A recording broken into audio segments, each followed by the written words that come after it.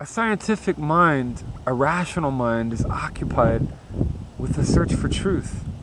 I'm not asking you to believe what I say. I'm not an expert in physics or mathematics. I'm only an amateur. I read books written by other people who claim to be experts. But I'm asking you to use what every human being has, some faculty of reason, some sense or ability of logic, some perception of cause and effect. And I'm asking you to ask yourself, well, what made it possible? How did we get here?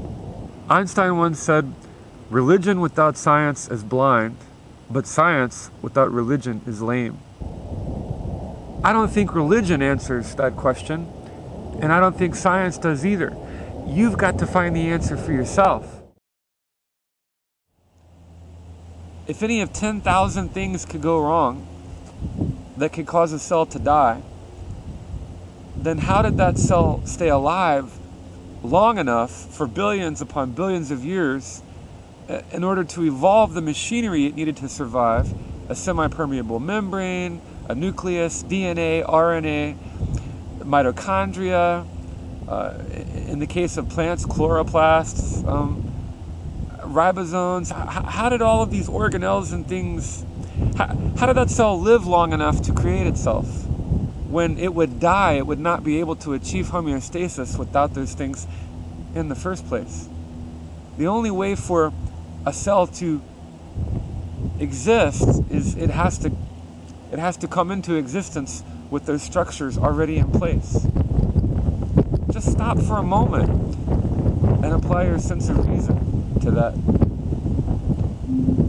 Now, we're not dismissing adaptation, because once you have a living thing, even we as human beings can create machines that can procreate or recreate themselves, or they can evolve or adapt themselves. So once you have a living thing, once you have a living machine, well, then you can start a chain reaction.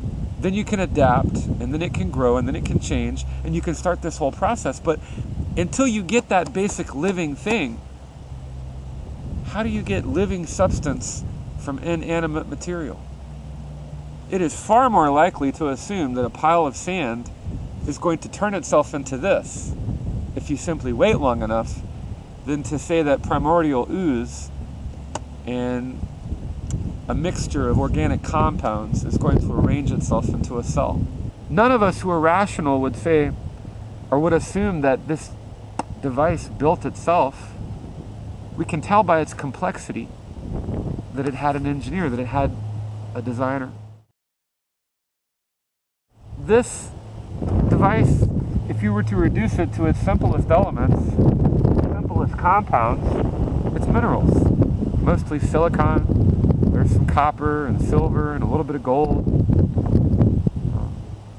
Arsenic. There are other compounds that make it up, but you could say that it's just dirt. Just sand. If we took a pile of sand and we waited billions of years, are you telling me that it is logical that that sand would arrange itself into this? Don't get upset. Don't get excited. Because the only point I'm trying to make is a living cell with deoxyribonucleic acid, a semi-permeable membrane, a cell nucleus, mitochondria, ribosomes, all of the organelles, the bits and pieces that make that cell work. If any of 1,000 organelles or life processes in that cell were to go wrong, it could not achieve homeostasis and that cell would die. If you're saying that animate life came from inanimate objects, inanimate organic compounds, and you're taking those as a given, then you're saying that it's infinitely more likely that a pile of sand would turn itself into this if you wait a few billion years.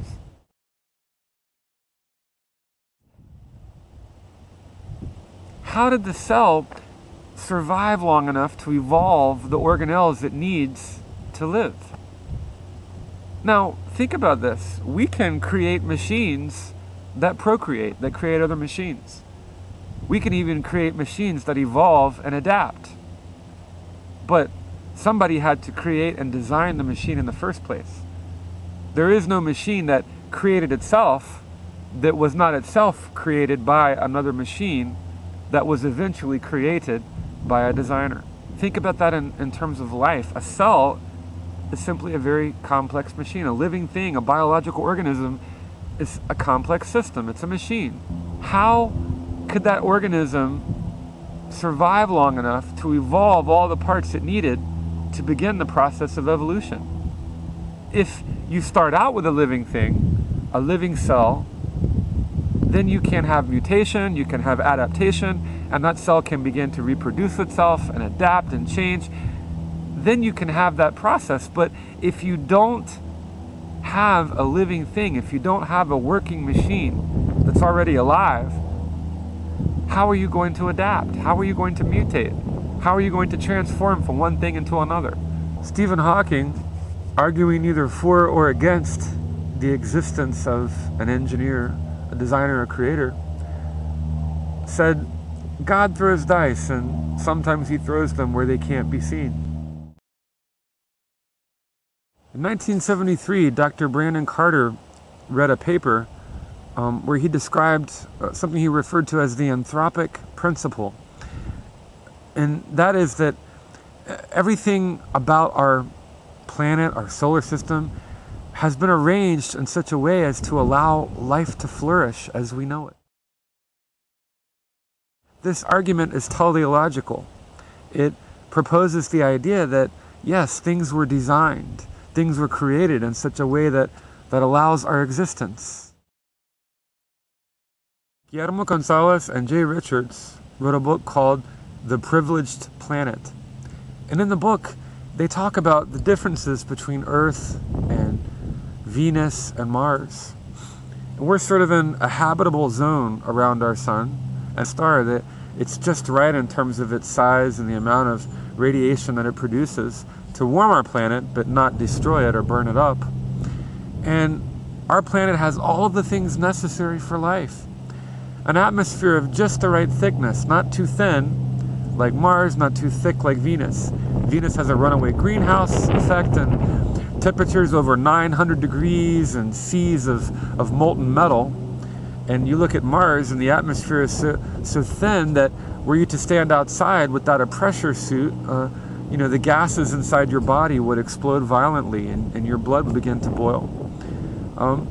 In addition, Mars doesn't have a magnetic field. Our Earth has a molten core and it's metal and it rotates rapidly, and that rotation creates an enormously powerful magnetic field that blocks out the sun's radiation and all of its harmful effects that would ultimately sterilize our planet. So in saying that Earth is a privileged planet, that's an understatement. If any one of 10,000 variables were changed, life as we know it here could not exist. Look at our moon.